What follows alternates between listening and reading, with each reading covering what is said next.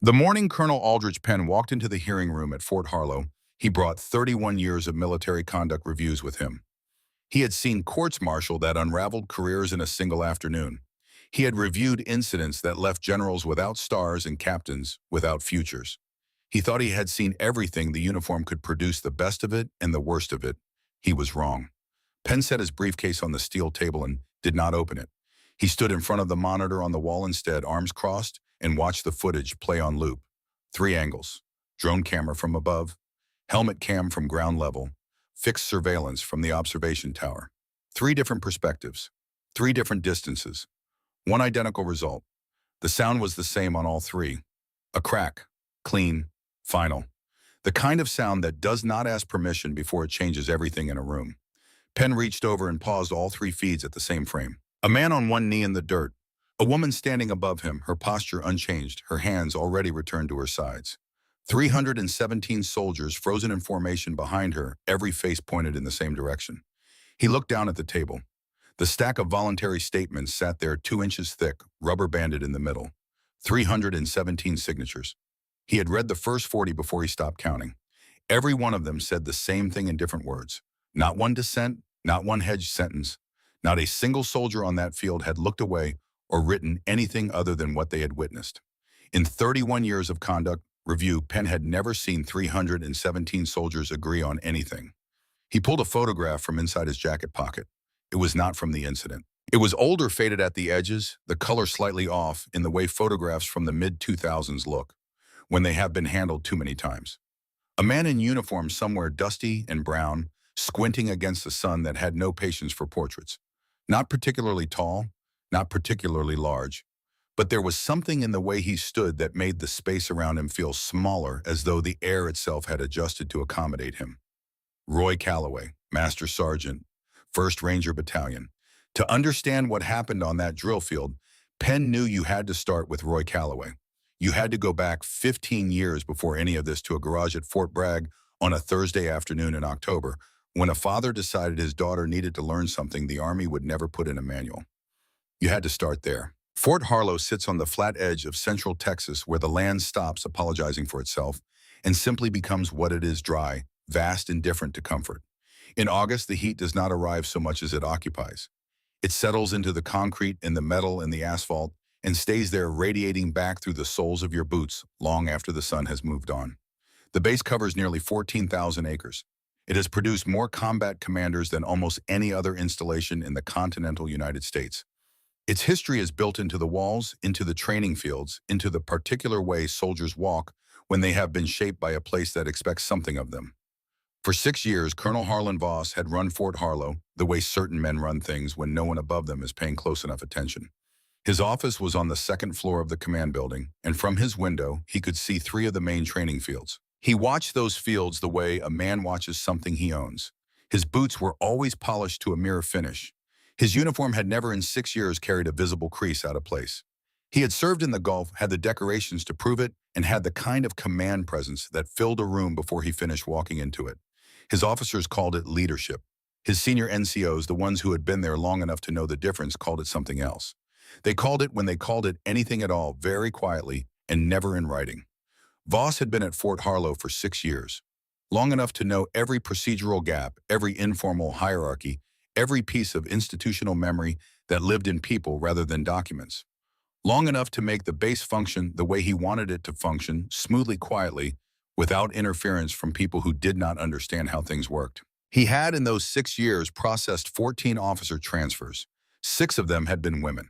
The remaining 8 had been men who had made the mistake of disagreeing with him on something that mattered. None of them had filed formal complaints. That was not a coincidence. Captain Marin Calloway drove through the main gate at Fort Harlow on a Tuesday morning in early August, and she drove alone. No escort, no welcoming party, no ceremony. She had requested none of those things, and the absence of them did not register as a slight. She had been at 5 installations in 10 years. She understood how arrivals worked when command was not particularly interested in your arrival. She was 32 years old. 5'4", 119 pounds in her uniform, with dark hair pulled back in a regulation bun, and eyes that people described, when they described them at all, as the kind that had been somewhere most eyes had not. 1 tour in Syria, 2 in Kandahar. A Purple Heart from 2019 that she kept in the back of her desk drawer, underneath a stack of field manuals in a box she did not open. She had not worn it once. The night before she left for Fort Harlow, her mother had called. The conversation had been brief, shaped by long experience into something efficient and durable. "Your father would have been proud," her mother said. Marin looked out the window at nothing in particular. "I know. Just come home safe." Marin did not answer that part, not because she did not care, but because she had made a decision about that kind of promise a long time ago. She would not make it. She had watched her father make it too many times before he left for Kunar province in 2009. She knew what those promises weighed. She pulled into the parking area outside the command building and sat in the car for a moment with the engine off. The heat came through the windows, immediately heavy and certain. She looked at the building in front of her. She looked at the flag on the pole above it. She thought about her father. Roy Calloway had been a master sergeant in the 1st Ranger Battalion, and he had been, by any honest accounting, one of the finest soldiers his unit had ever produced. Not because he was the biggest or the loudest or the most decorated, though the decorations were there if you knew where to look. He understood at a level that some men spend entire careers trying to reach the difference between authority and respect. He knew that authority was given. He knew that respect was built hand over hand, the way you build anything that is meant to hold weight. He had started teaching Marin when she was 14. Thursday afternoons in the garage at Fort Bragg, the concrete floor marked with tape, a folding table pushed against the far wall to make space. He taught her Krav Maga first, the basics, the geometry of it, how to read distance and angle and intent before any of them became a problem. Then CQC, close quarters, combat, the kind of instruction that assumed the situation had already gone wrong, and the only question was how wrong it would get. He did not teach her these things because he expected her to need them. He taught her because he believed that knowledge carried quietly was worth more than knowledge displayed loudly. Because he believed and said so on exactly 3 occasions that she could remember that the most dangerous person in any room was the one nobody had figured out yet. "You'll know when to use it," he told her once, rapping his knuckles after a long Thursday session, the August heat pressing against the garage door. "Until that moment, you keep it put away. You lead with your head, not your hands. But when that moment comes," he looked at her directly, "you don't hesitate." Roy Calloway left for Kunar province in March of 2009. He did not come back. The official notification used the phrase training accident, which Marin had read 4 times in the kitchen of their house at Fort Bragg, standing at the counter before she put the paper down and walked outside and stood in the yard until the sun went down. She was 20 years old. She joined the Army 11 months later. She made herself one promise since then, not spoken aloud, not written anywhere, but present in the back of everything she did. She would lead with commands, not with force. She would use the skills her father had given her as memory, not as weapon. She would be the kind of officer he had described in that garage, the one nobody had figured out yet. She kept that promise for 12 years. She got out of the car, straightened her uniform, and walked into the command building. The officer orientation briefing was held in a conference room on the 2nd floor. 7 officers were present, 4 captains, 2 first lieutenants, and a major who had transferred in from Fort Hood the same week as Marin. Voss entered 3 minutes late, which Marin noted was deliberate, and took the chair at the head of the table without acknowledging anyone specifically. He was reviewing something in a folder when Marin introduced herself. He did not look up. "Another soft promotion," he said. He said it at a volume that everyone in the room could hear, and in a tone that was not quite loud enough to be a formal remark. It occupied that precise space where a comment could be denied if necessary but could not be unheard. The major from Fort Hood looked at his water glass. One of the lieutenants wrote something in his notebook that he did not need to write. Marin did not respond. She held Voss's gaze for a moment after he finally raised his eyes from the folder. Not aggressively, not defiantly, but with the kind of steadiness that does not look away first. It lasted perhaps 3 seconds. Something moved across Voss's face in those 3 seconds. A flicker. The faintest shadow of recognition there, and gone so quickly that Marin might have imagined it. She did not imagine it. The orientation continued. Voss spoke for 40 minutes about command structure, about base culture, about his expectations. He was articulate and precise, but there was a quality to it, the way he rarely looked directly at anyone while speaking, the way his pauses fell after statements rather than before them, that made the information feel less like instruction and more like perimeter establishment. He was not telling them what he expected. He was telling them what he owned. Marin listened and said nothing. After the briefing, she went to her office and spent the afternoon reviewing operational files. They were organized well. Whoever had held this position before her had been methodical. She found the gap by accident 40 minutes in. Her service record in the internal base system was complete, but had been reorganized. Her commendations filed under a secondary category. Her combat tours listed without attached after-action citations. Her Purple Heart notation present, but moved to a field that required a secondary search to locate. Not deletion. Burial. The kind of adjustment that looks like clerical routine and functions like erasure. It had been done 2 weeks before she arrived. She pulled up the log on the file modification. The request had come from the command administrator's office on a Thursday. She closed the screen. She did not mention it to anyone. The first week passed through the accumulation of small navigations, the mapping of informal hierarchies, the identification of who gave information freely and who held it back and why. Marin kept her head down in the deliberate way that looks like adjustment but functions like observation. She attended briefings, submitted reports on time, ran her unit through standard week 1 evaluation protocol, and said nothing that was not operationally necessary. It was Tuck Browdy who gave her the first real piece of the picture, though not in the way she would later understand. Browdy was a staff sergeant with 15 years of service, wide through the shoulders, quiet in the particular way that men become quiet when they have been in enough situations where noise was a liability.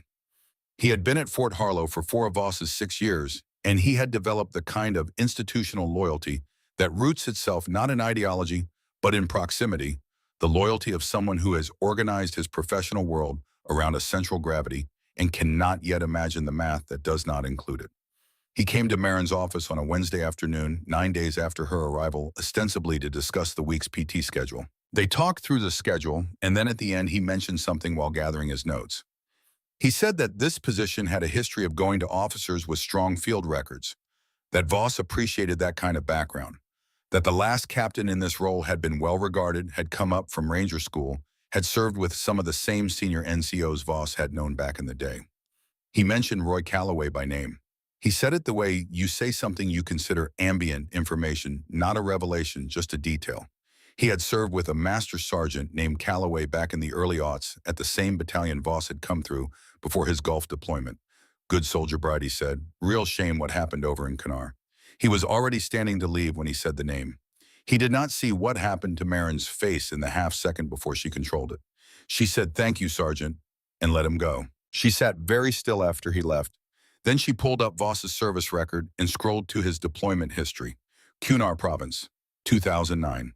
Attached to 1st Battalion, 75th Ranger Regiment for a joint operational assessment, March through June.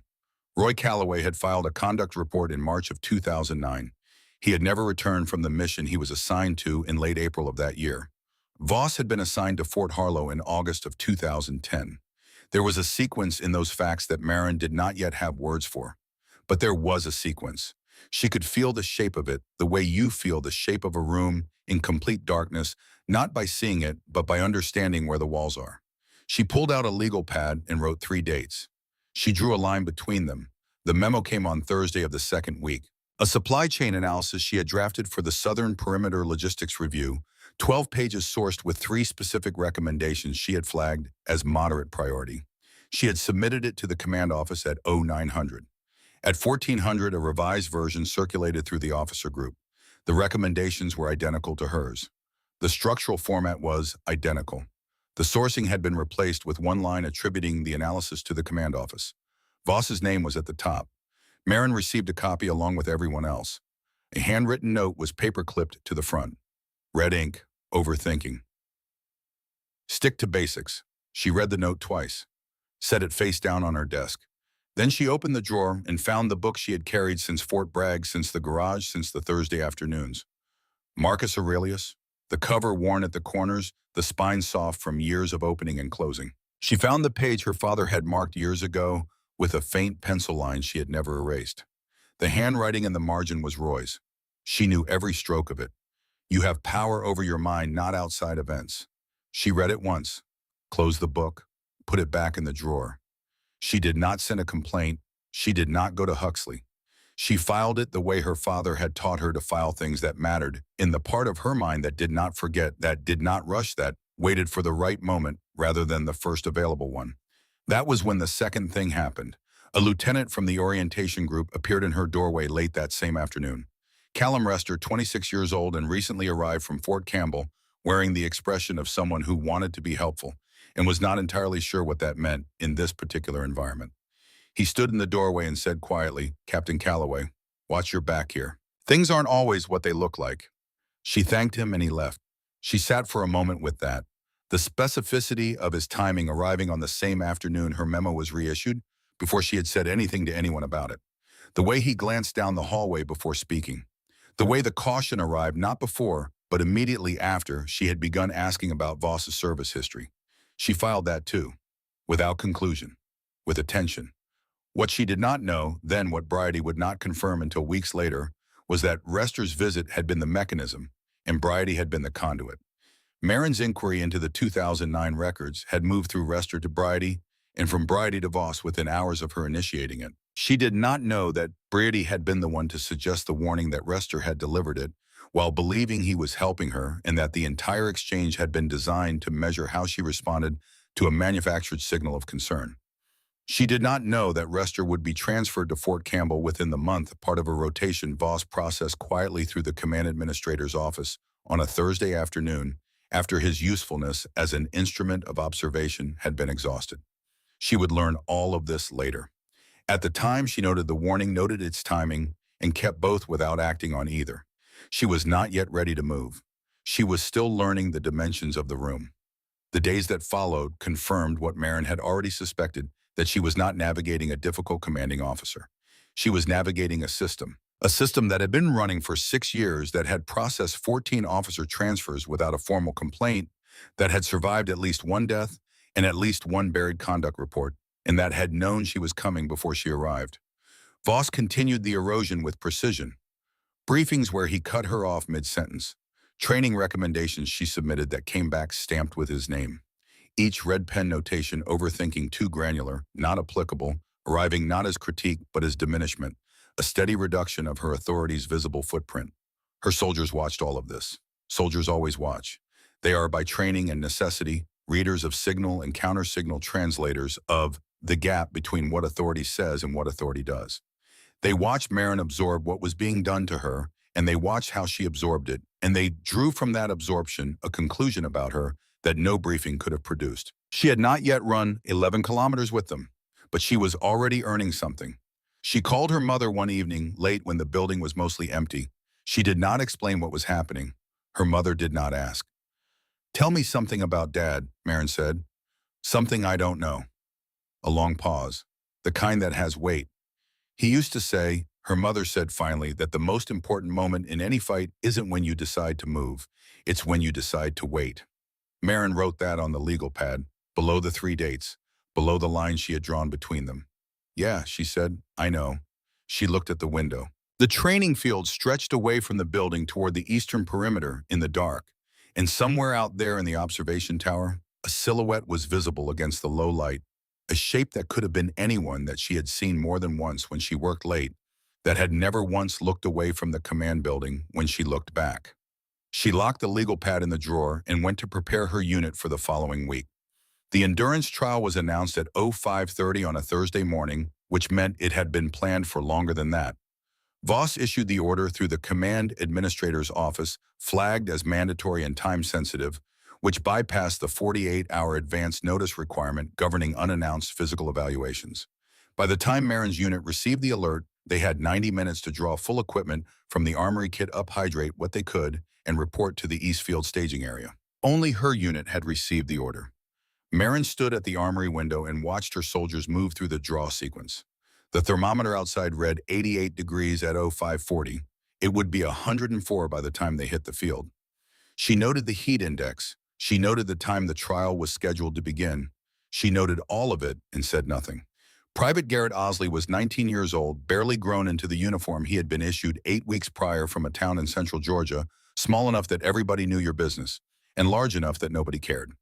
He had been in Marin's unit for 6 weeks, the kind of soldier who worked harder than anyone told him to and complained less than anyone expected, which meant he had spent most of his first 2 years being overlooked by people who associated effort with the volume of noise it made. He stood next to her at the staging line, his ruck adjusted and his chin strap clipped, and looked at the field with the expression of someone who has calculated exactly what the next few hours are going to cost and has decided to pay it anyway. He glanced at her briefly, then looked away in the manner of young soldiers who want to say something and are not sure whether saying it is appropriate. "You don't have to do this with us, ma'am," he said. Marin looked at him steadily. He was staring straight ahead, his jaw set, trying to make the sentence sound like something other than what it was, which was concern. "If they want to see me break," she said, "they'll have to watch me run first." Something in Osley's posture changed, not much an adjustment, so small you would miss it if you were not watching. But it moved down the line the way things move through a unit when a unit is paying attention, which her unit always was. They ran. The trial covered 11 kilometers of mixed terrain, packed dirt, loose gravel, a half-kilometer stretch of soft sand near the south drainage channel that worked against your ankles and your knees and your tolerance for things that should be easier than they are. Full combat load. 12 soldiers, including Marin, who ran the same circuit, carried the same weight, and declined the water break at kilometer 7 that the trial evaluator offered to the unit commander as a standard accommodation. She refused it without making a production of it. She handed the offer back by not receiving it and kept moving. From the observation tower above the east field, Colonel Harlan Voss watched through binoculars. Major Elliot Draker stood 3 feet to his left, also watching a clipboard held loosely in one hand. Draker had said almost nothing since the trial began. He was a man who had developed over 16 years of service, the habit of speaking only when silence was insufficient, which meant he spent a great deal of time being underestimated by people who confused silence with absence. He was not absent. He was watching the field with complete and unhurried attention, already several steps ahead of what he was looking at. Marin's unit crossed the kilometer 11 marker at 2 hours and 14 minutes, first in their scheduled block by a margin of 22 minutes. Every one of them finished. Not one fell out of the circuit. The evaluator noted the time, checked his tablet, and radioed the result up to the tower. Voss set the binoculars down. He did not speak. He turned and walked to the far side of the platform, where Draker could not see his face, and stood there for approximately 40 seconds before walking back. Draker wrote something on his clipboard. He did not show it to Voss. The score sheet from the evaluation was generated automatically and routed to 3 recipients: the unit commander, the evaluating officer, and the command administrator.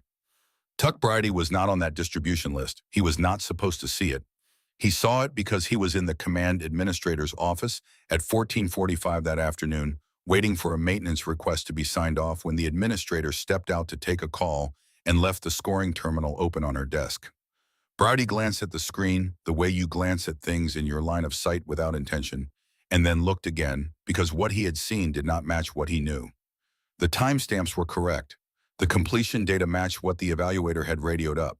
But in the column labeled Evaluation Outcome, where the result should have read Conditional Pass or Above Standard, the entry read below Threshold Protocol Deviation noted Command Review Required.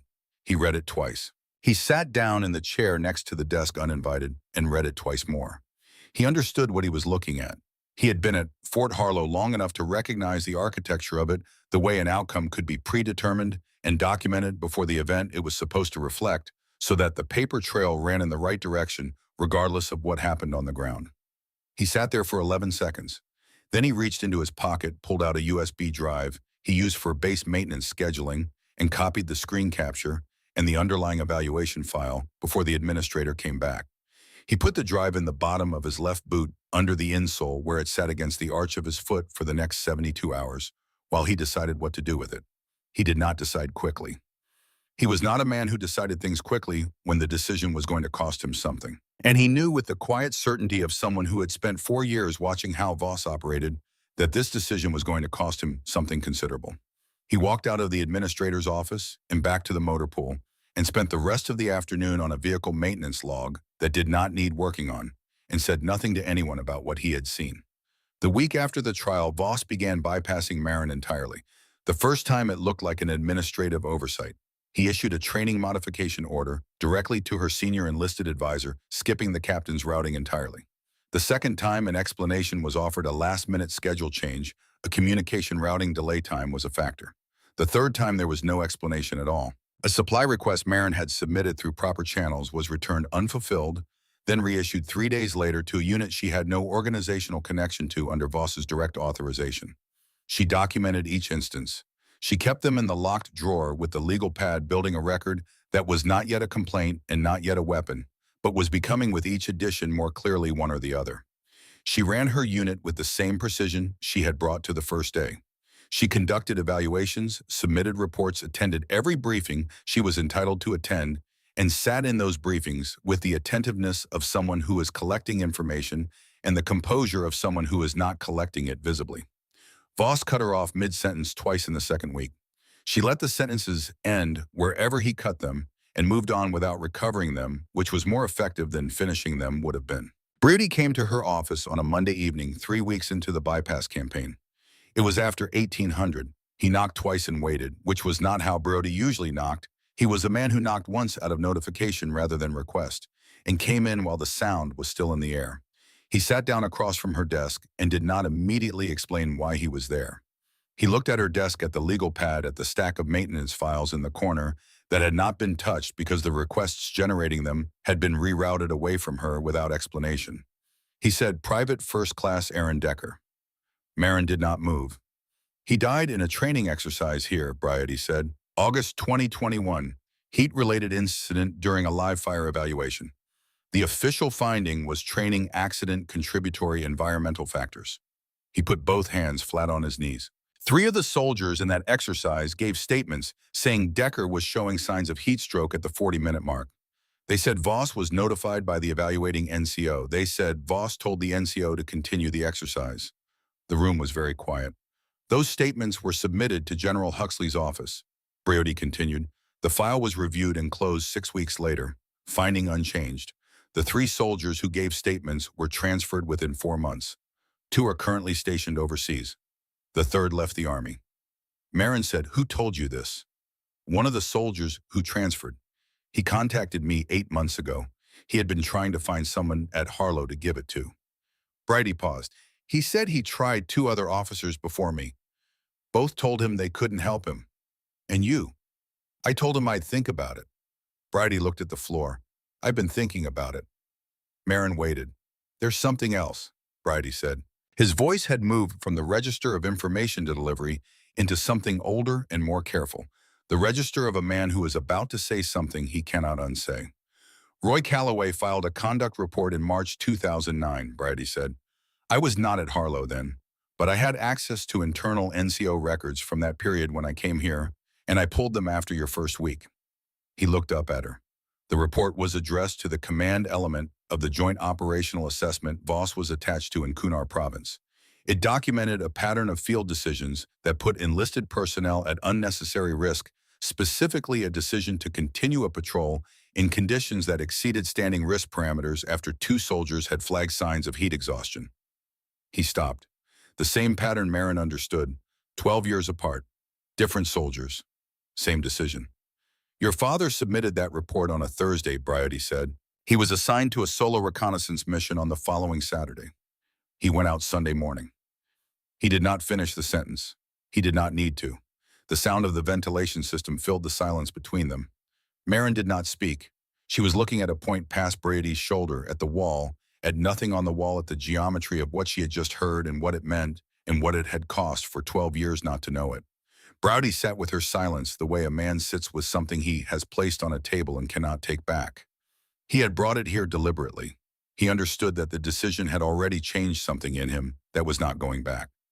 "Decker had a little sister," he said finally. "She's in college now, Montana State, first in her family."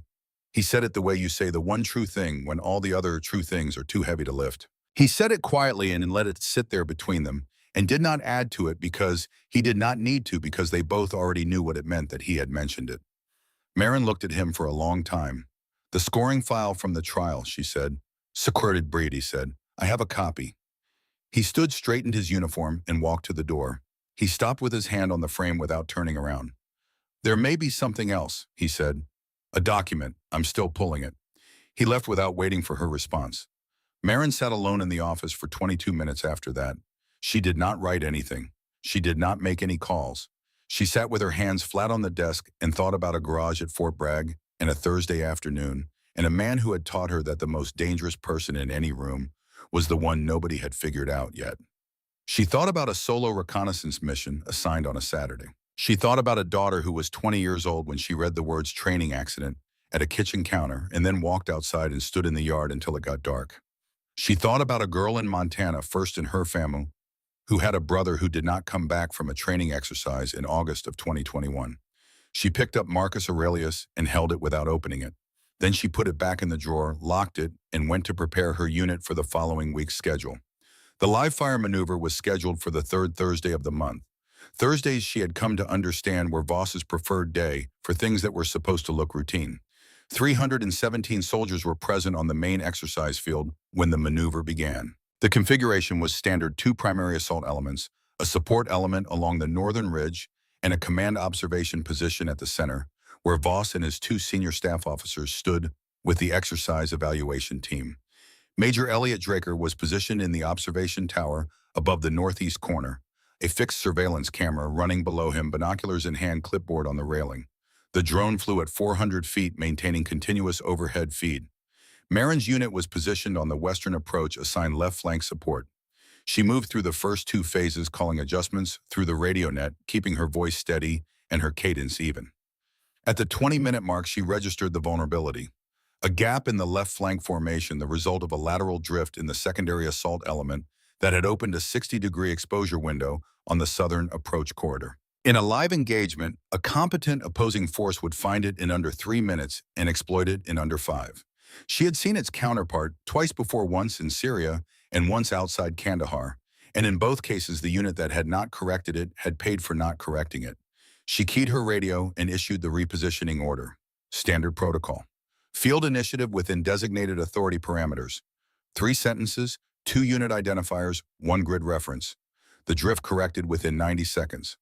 Voss's voice came across the field like a pressure front. He was not on the radio net.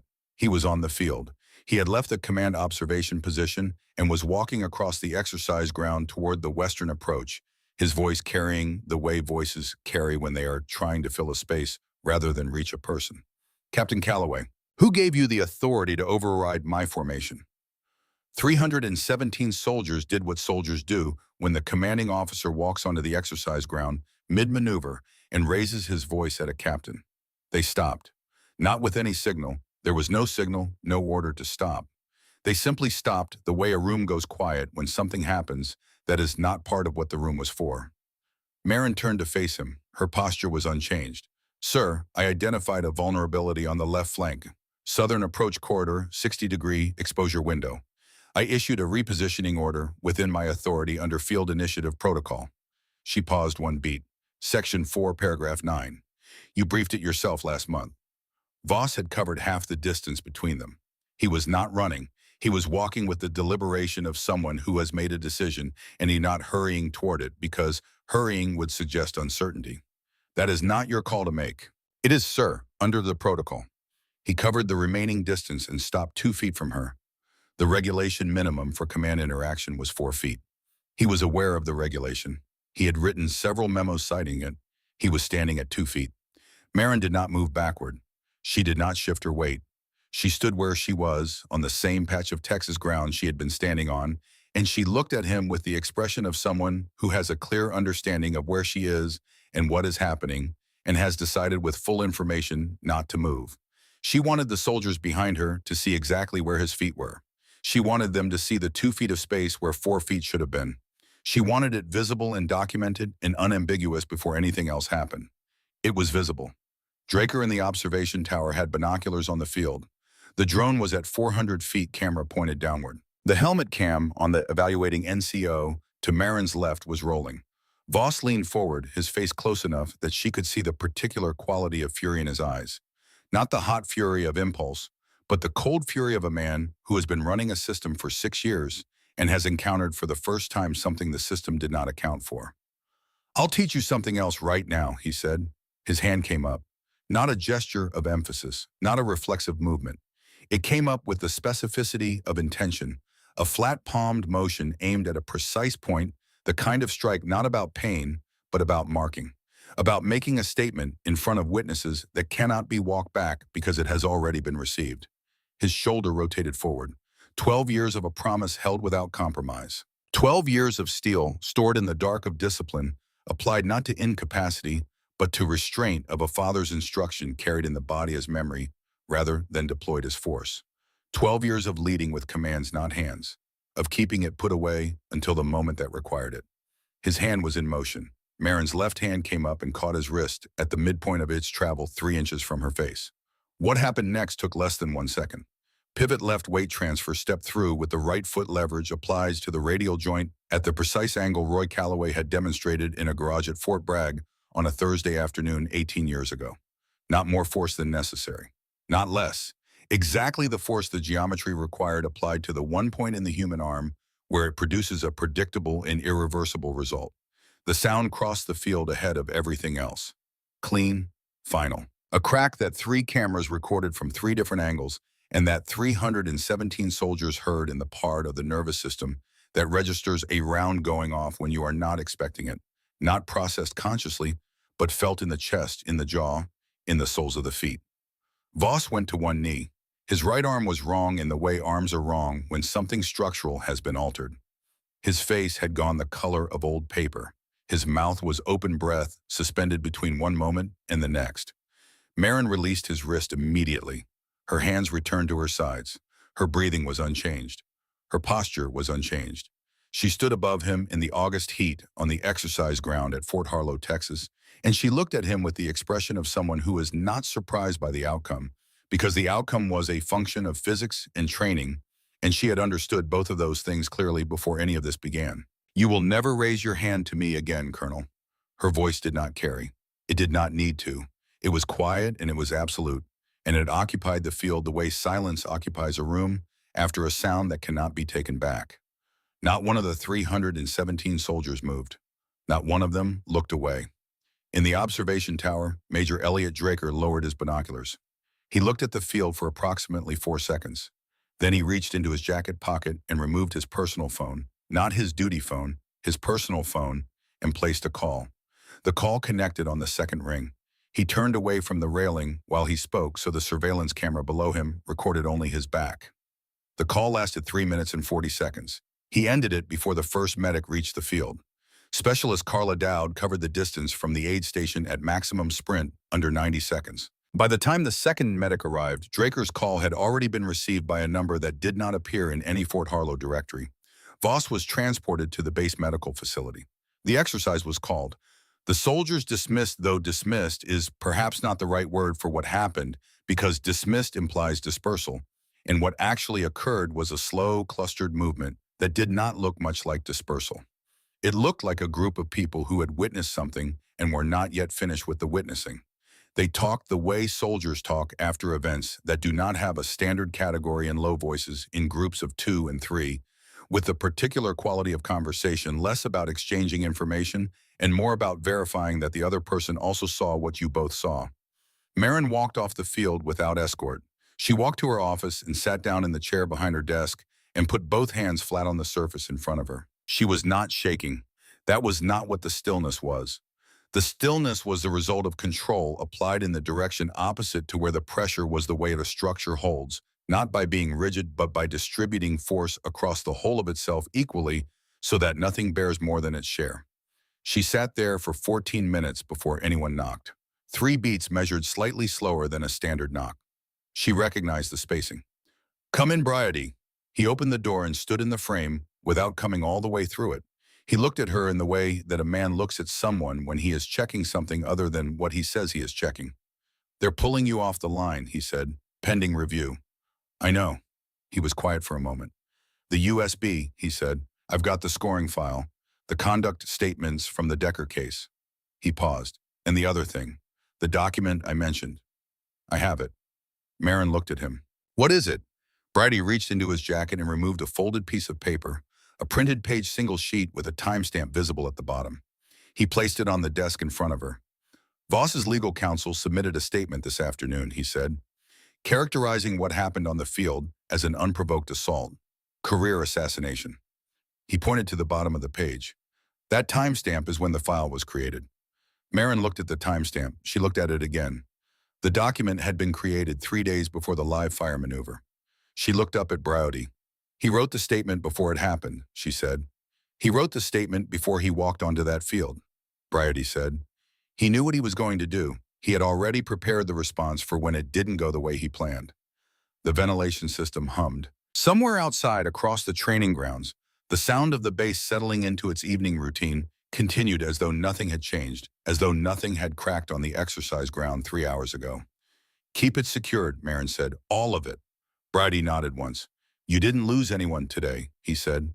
And the weight of what he meant by it, the specific weight, the weight that included Decker and Roy Calloway, and every soldier Voss had moved through and passed and over, sat in the room between them for a moment before he turned and walked back down the hallway. Marin looked at the legal pad in the locked drawer. She unlocked it. She added a fourth date under the 3 she had already written, drew the line connecting it to the others, and put the pen down. Then she waited for what was coming next. Colonel Aldrich Penn arrived at Fort Harlow 48 hours after the incident, flying in from the Pentagon on a transport that landed at the base airfield at 0620. He was met by no one which he had requested and driven to the command building by a motor pool specialist who did not speak and did not need to. Penn sat in the back seat and read through the preliminary file, the 3 camera feeds, the initial medical report on Voss, the watch commander's incident log, and the list of names. He read the list twice on the drive. Not for information he already knew what it said, but for what it represented. 317 soldiers. Not one dissent. He ran the footage twice through at regular speed and once more at half speed in the hearing room, paying particular attention to the 4 seconds preceding Marin's response. He paused it at the same frame each time. He was still looking at the paused image when Marin was escorted in at 800. She sat in the chair across from him and did not look at the monitor. She had already seen what was on it. Penn let the silence run. He was a man who used silence deliberately, the way a surgeon uses pressure applied at the right point. It revealed things that words covered. Marin did not fill it. "Colonel Voss's radius is fractured," Penn said. "You broke it." "Yes, sir." "He is filing a formal grievance. His legal counsel has submitted a statement characterizing the incident as an unprovoked assault on a superior officer in a command context." "He raised his hand to strike me," Marin said, "in full view of the battalion. The cameras confirm that." "They do." Penn looked at the paused image on the monitor. "You used force against a superior officer. That carries weight in a UCMJ context regardless of the circumstances that preceded it." "He attempted to strike me first," she said without hesitation. "Under Article 128, that constitutes assault. My response was minimum force. I stopped the strike before it landed, applied a single joint lock, and released immediately. There was no secondary contact." Penn studied her. She was not presenting a defense. She was presenting a sequence of facts in chronological order with the precision she would use to brief a patrol route. She had been over this many times since Thursday afternoon, not rehearsed but processed. Penn had been doing this long enough to know the difference. He reached into his briefcase and placed the stack of voluntary statements on the table between them. "I've received these since the incident," he said. 317 statements. Voluntary submitted without coordination from soldiers who were present on the field. He paused. "Every one of them is consistent in their account of the sequence of events, consistent in describing the physical distance Voss maintained in the moments preceding the strike." He looked at her directly. "And consistent in something else. They say you didn't act out of anger. They say you waited, that you held position when most people would have moved, that the response when it came was not excessive but exact." He put his hand flat on the stack. 140 soldiers used the word controlled, in statements written independently in different locations at different times. The room held the observation without requiring either of them to add to it. "Sir," Marin said, "there are additional matters that require your attention before this hearing concludes." Bridie came in at 0920 with the manila envelope and the USB drive which he had transferred to a sealed evidence bag that morning. He sat across from Penn and laid both items on the table with his hands flat on his knees, the posture of a man who has made a decision and is now allowing the decision to be what it is. The scoring file from the endurance trial was the first item.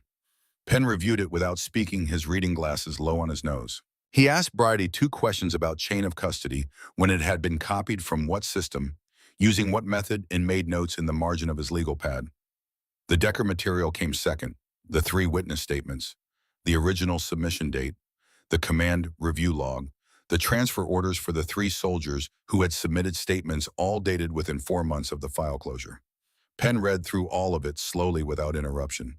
When he finished, he set the Decker material aside. "The 3 soldiers who were transferred," he said. "Do you have current contact information?" "2 of them," Brady said. "The 3rd left the service. I have a civilian address." Penn wrote on his legal pad, Then he looked at the last item, the printed page with the timestamp at the bottom. He picked it up. He looked at the creation date. He set it back down. He said nothing for 8 seconds. The document had been created on a Monday. The incident on the exercise field had occurred on a Thursday. The statement calling Marin's response unprovoked, it characterizing her as executing a deliberate career attack on a superior officer, had been written 72 hours before the incident it described. Penn removed his reading glasses and placed them beside his legal pad. "This material will be entered into the formal record," he said. He looked at Bryody. "Staff Sergeant, I'll need a full written account of how each item was obtained, the chain of custody, and the timeline of your decision to compile and submit it." "Yes, sir." "You understand that the submission of this material may result in scrutiny of your own conduct during the period in question." Bryody did not hesitate. "I understand that, sir." Penn looked at him for a moment with the kind of attention that does not require expression to communicate what it means. Then he nodded once, and the nod carried everything that needed to be carried, and nothing more. The closed session with General Gaynor and Huxley was scheduled for 1400 and confirmed without objection, which Penn had noted. Men who have nothing to account for generally ask what the meeting is about. Huxley arrived on time in service dress, carrying 38 years of uniform, in the way that some men carry it not as burden, but as structure, the thing that holds the shape together. He was 61 years old with gray at his temples and the stillness of a man who has been holding something heavy for a long time and has developed an efficient way of bearing the weight. Penn walked him through the Decker case first. The statements, the file closure, the transfer orders. Huxley confirmed each item without pushback, his voice, even his face, offering nothing voluntary. He said the review had been conducted according to standard protocol.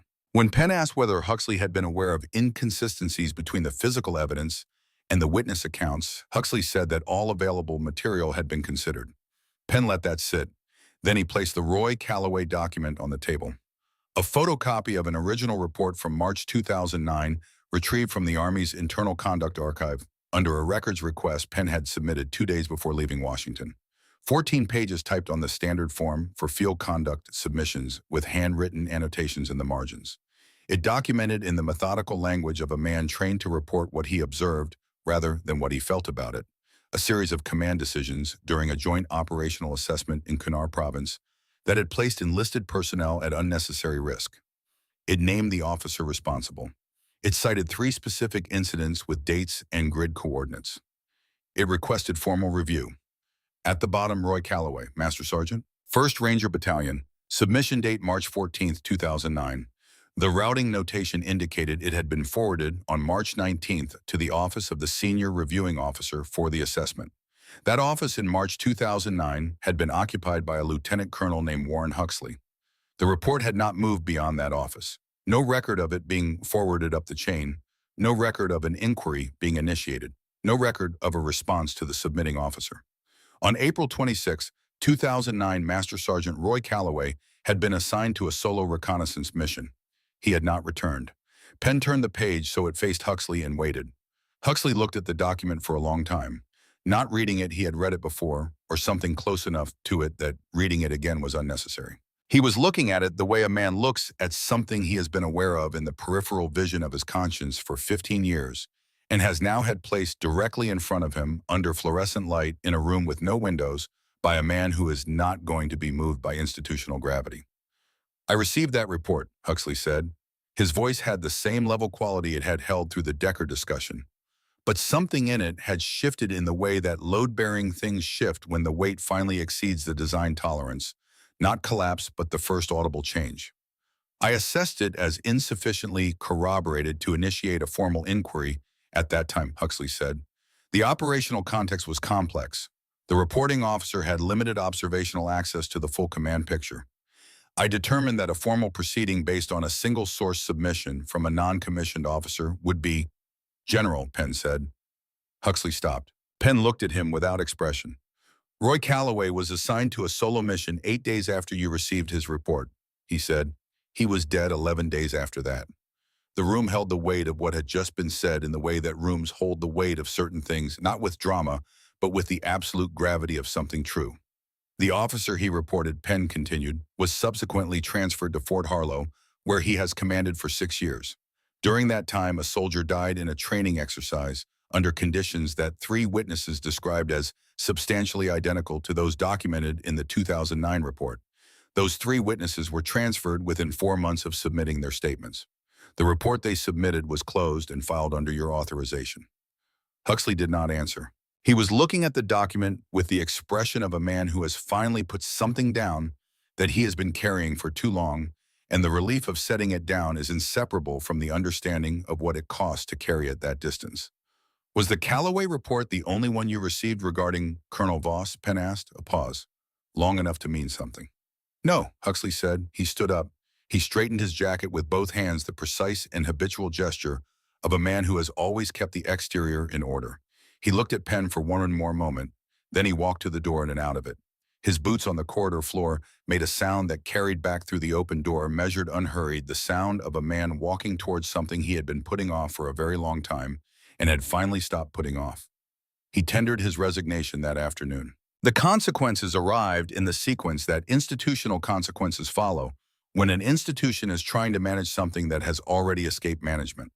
Voss was suspended from command, pending the outcome of a formal investigation, expanded by Penn's recommendation to include the Decker case, the conduct of the 2021 file review, in the circumstances surrounding the 2009 assignment that had killed Roy Callaway. The investigation would take time. Military investigations always took time, and time was one of the things Voss's legal team was counting on. But the metadata on the pre-written statement had done something that time could not undo. It had removed the possibility of accident from the equation.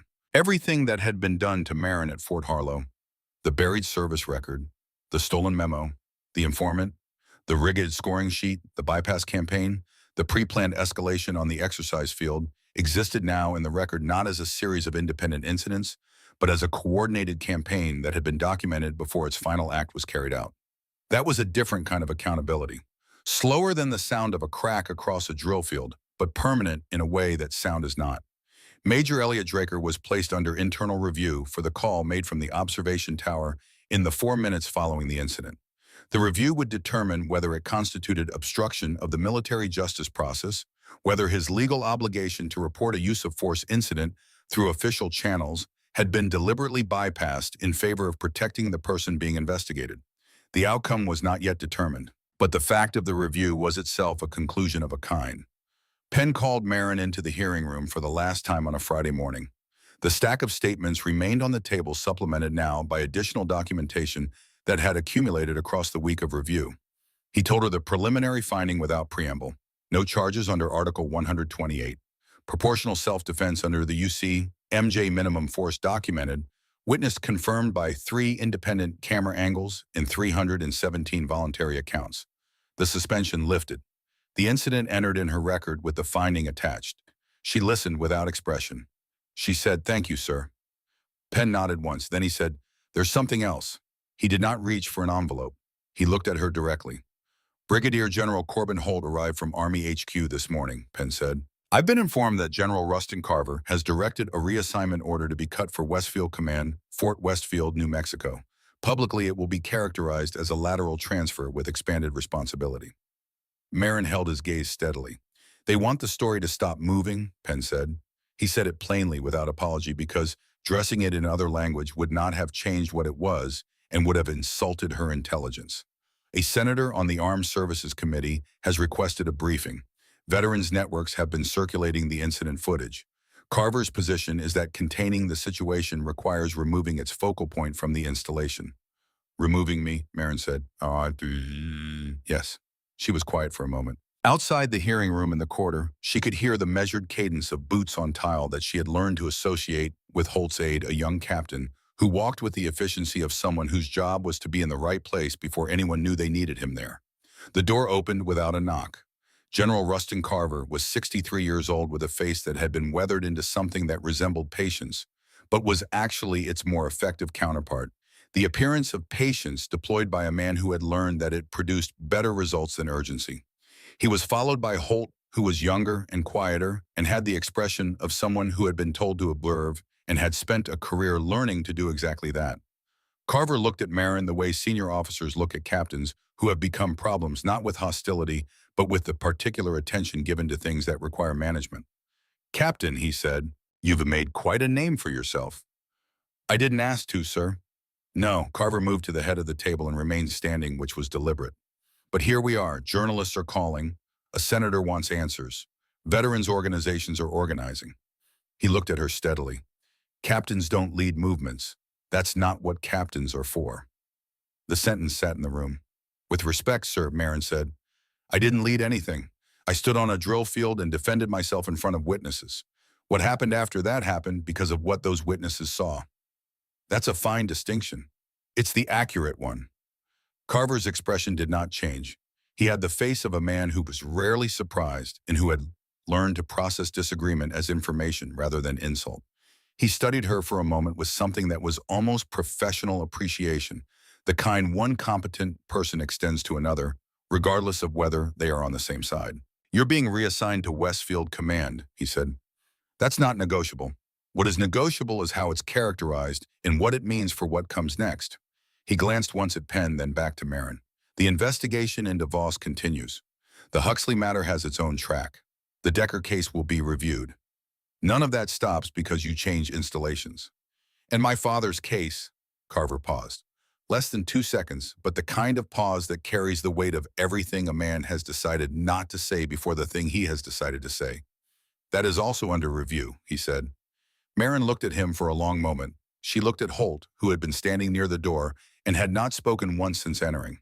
Holt had been watching her since he walked in, not evaluating, not performing observation, actually seeing.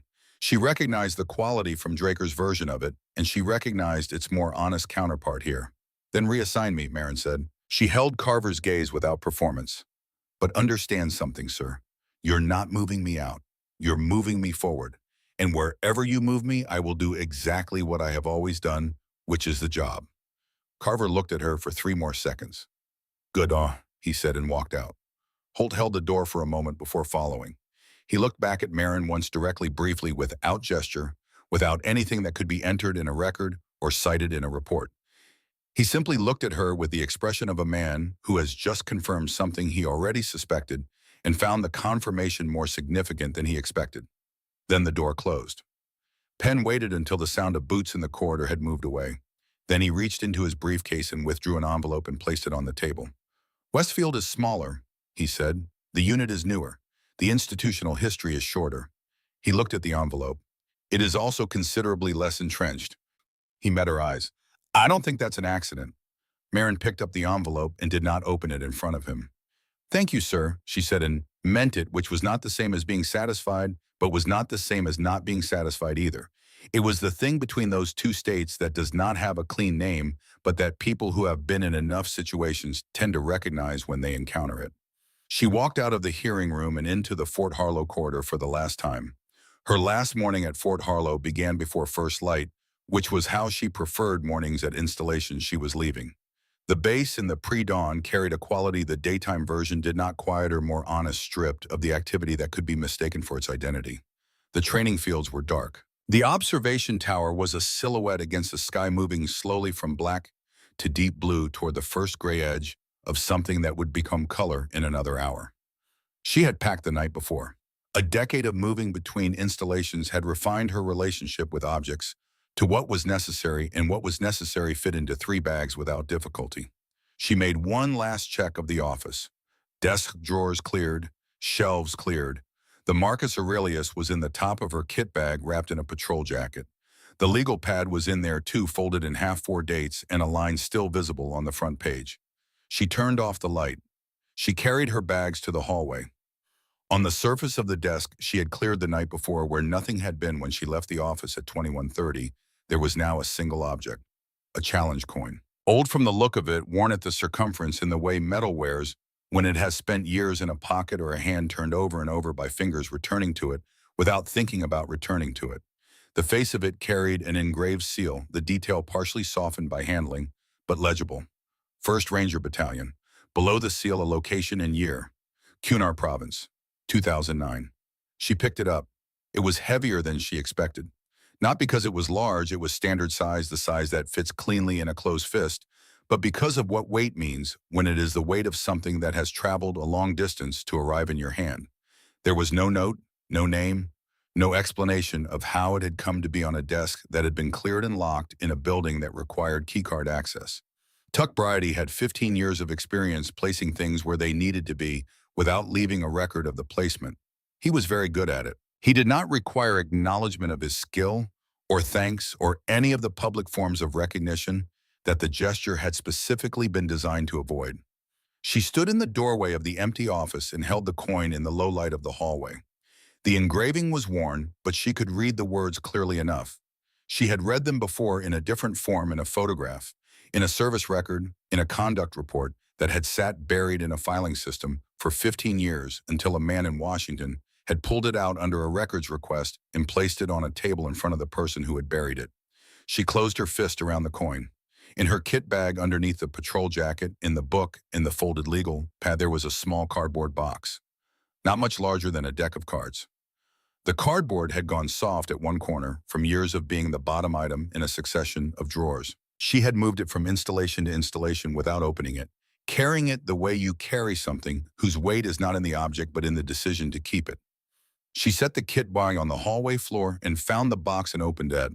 The Purple Heart lay on its velvet backing, its ribbon still the precise color it had been in 2019 when it had been placed in her hands in a ceremony she had attended as a formality and left as quickly as protocol allowed. She had not worn it at any installation since. She had not displayed it. She had answered questions about it by declining to answer questions about it, which was an answer of its own kind.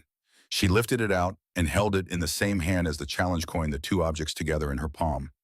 Different metals, different histories, made of the same material which was not metal at all. She thought about a woman at Montana State University, first in her family, majoring in civil engineering, who had a brother who did not come back from a training exercise in August of 2021, and who probably knew the phrase contributory environmental factors, the same way Marin knew the phrase training accident by feel in the dark, the way, the shape of something that was never adequately explained to you.